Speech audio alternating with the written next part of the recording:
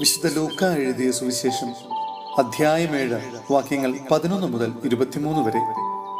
നായിനിലെ വിധവയുടെ മകനെ പുനർജീവിപ്പിക്കുന്നു. അതിനുശേഷം അവൻ നായിൻ എന്ന പട്ടണത്തിലേക്ക് പോയി. ശിഷ്യന്മാരും വലിയ ഒരു ജനക്കൂട്ടവും അവനെ അനുഗമിച്ചു. അവൻ നഗര കവാടത്തിനടുത്തെത്തിയപ്പോൾ മരിച്ചുപോയ ഒരുവനെ ചിലർ എടുത്തുകൊണ്ടുവരുന്നത് കണ്ടു. ഒരു വിധവയുടെ ഏകപുത്രനായിരുന്നു അവൻ. പട്ടണത്തിൽ നിന്ന് വലിയ ഒരു ജനക്കൂട്ടവും അവളോടൊപ്പം ഉണ്ടായിരുന്നു.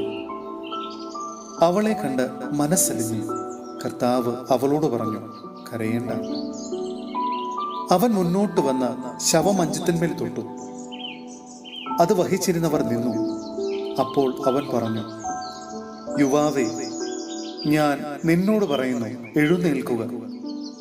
മരിച്ചവൻ ഉടനെ എഴുന്നേറ്റിരുന്നു. അവൻ സംസാരിക്കാൻ തുടങ്ങി.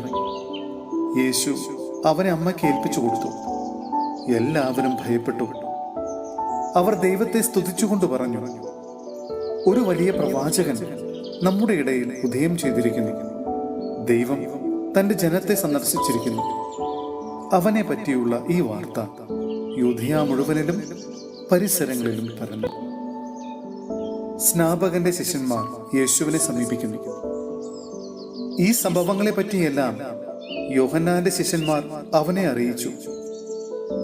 അവൻ ശിഷ്യന്മാരിൽ 2 പേരെ വിളിച്ച്, വരാനിരിക്കുന്നവൻ നീ തന്നെയോ, അതോ ഞങ്ങൾ വേറൊരുവനെ കാത്തിരിക്കണമോ എന്ന് കർത്താവിനോട് ചോദിക്കാൻ പറഞ്ഞയച്ചു.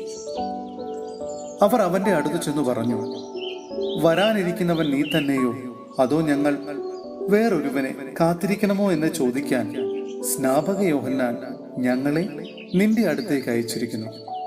അപ്പോൾ യേശു വളരെ പേരെ രോഗങ്ങളിൽ നിന്നും പീഡകളിൽ നിന്നും അശുദ്ധാത്മാക്കളിൽ നിന്നും സുഖപ്പെടുത്തുകയും അനേകം കുരുടന്മാർക്ക് കാഴ്ച കൊടുക്കുകയും ചെയ്തു.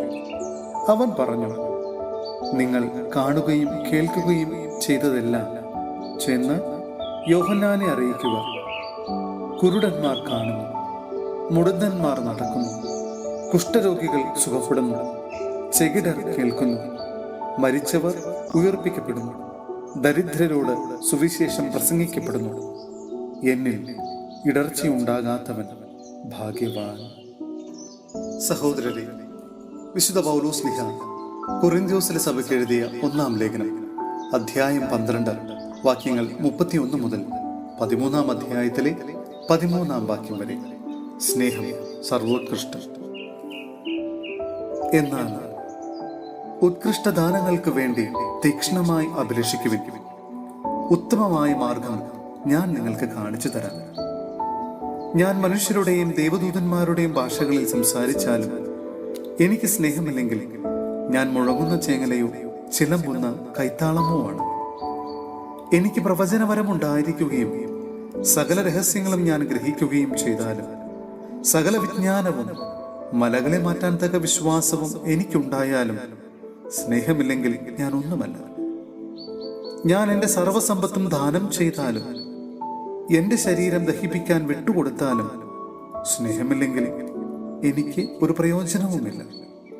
സ്നേഹം ദീർഘക്ഷമയും ദയയുമുള്ളതാണ്. സ്നേഹം അസൂയപ്പെടുന്നില്ല, ആത്മപ്രശംസ ചെയ്യുന്നില്ല, അഹങ്കരിക്കുന്നില്ല. സ്നേഹം അനുചിതമായി പെരുമാറുന്നില്ല, സ്വാർത്ഥം അന്വേഷിക്കുന്നില്ല, കോപിക്കുന്നില്ല, വിദ്വേഷം പുലർത്തുന്നില്ല, അത് അനീതിയിൽ സന്തോഷിക്കുന്നില്ല, സത്യത്തിൽ ആഹ്ലാദം കൊള്ളുന്നു. സ്നേഹം സകലതും സഹിക്കുന്നു, സകലതും വിശ്വസിക്കുന്നു, സകലതും പ്രത്യാശിക്കുന്നു, സകലത്തെയും അതിജീവിക്കുന്നു. സ്നേഹം ഒരിക്കലും അവസാനിക്കുന്നില്ല. പ്രവചനങ്ങൾ കടന്നുപോകും, ഭാഷകൾ ഇല്ലാതാകും, വിജ്ഞാനം തിരോഭവിക്കും.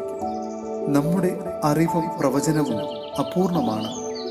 പൂർണ്ണമായവ ഉദിക്കുമ്പോൾ അപൂർണമായവ അസ്തമിക്കുന്നു.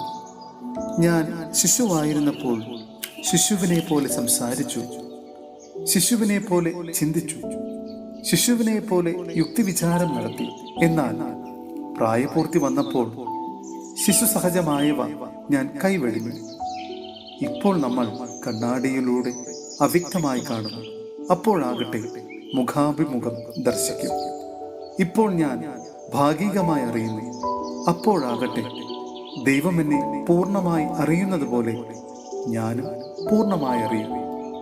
വിശ്വാസം, പ്രത്യാശ, സ്നേഹം ഇവ മൂന്നും നിലനിൽക്കുന്നു. എന്നാൽ സ്നേഹമാണ് സർവോത്കൃഷ്ടം.